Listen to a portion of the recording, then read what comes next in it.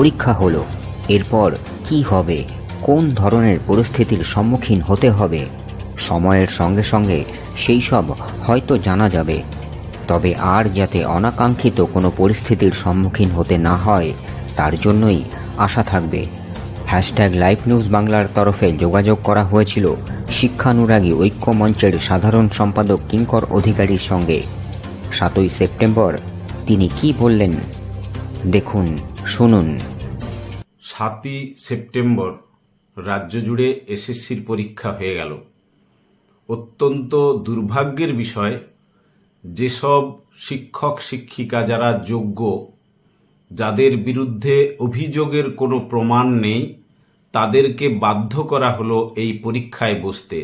একটা অনিশ্চিত ভবিষ্যতের দিকে তাদেরকে ঠেলে দেওয়া হলো পরীক্ষার মাধ্যমে। কোনো গ্যারেন্টি নেই যে তারা আবার তাদের আগের জায়গায় ফিরে আসতে পারবে কিনা। এই যে তাদেরকে অনিশ্চিত একটা জায়গায় ঠেলে দেওয়া হলো, এটা অত্যন্ত দুর্ভাগ্যের।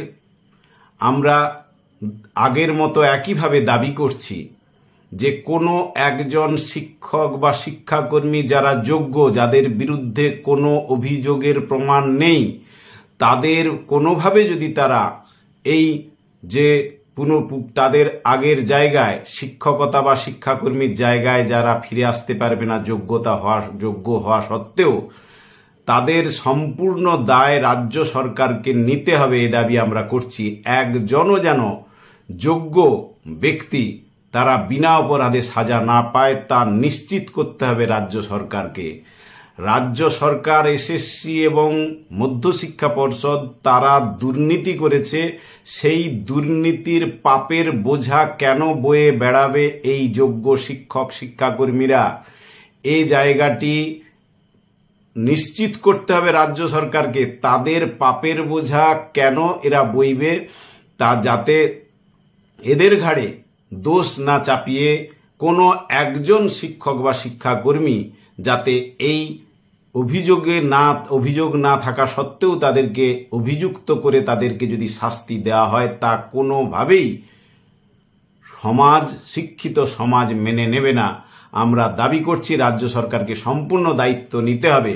পাশাপাশি যারা প্রকৃত দোষী, দুর্নীতির সঙ্গে যুক্ত, তারা আজকে ওয়েবসাইটে তালিকা দিয়ে প্রমাণ করে দিয়েছে যে তারা দুর্নীতি করেছে, অথচ তাদের একজনেরও শাস্তি হবে না।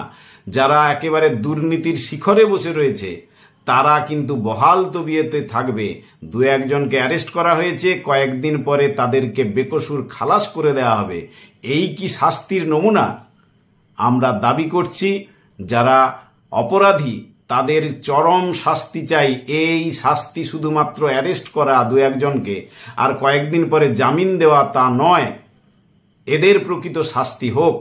আর যাদের বিরুদ্ধে প্রমাণ পাওয়া গেল না তাদেরকে কোনোভাবেই যেন না বঞ্চিত করা হয়। রাজ্য সরকার তার দায়িত্ব নিক। পরীক্ষা হয়েছে, পরীক্ষার পরেও যদি কোনো যোগ্য শিক্ষক শিক্ষাকর্মী তাদের পুরনো জায়গা ফিরে যদি না পায়, তার সম্পূর্ণ দায় রাজ্য সরকারকে নিতে হবে। আমরা আবার বলছি, এই পাপের বোঝা কোনোভাবেই বইবে না এই যোগ্য শিক্ষক শিক্ষাকর্মীরা। এর দায় রাজ্য সরকারকে নিতে হবে, না হলে কিন্তু ভবিষ্যতের পরিস্থিতি ভয়ঙ্কর দিকে যাওয়ার একটা আশঙ্কা তৈরি হচ্ছে এবং তার দায় কিন্তু সম্পূর্ণ রাজ্য সরকারকে নিতে হবে।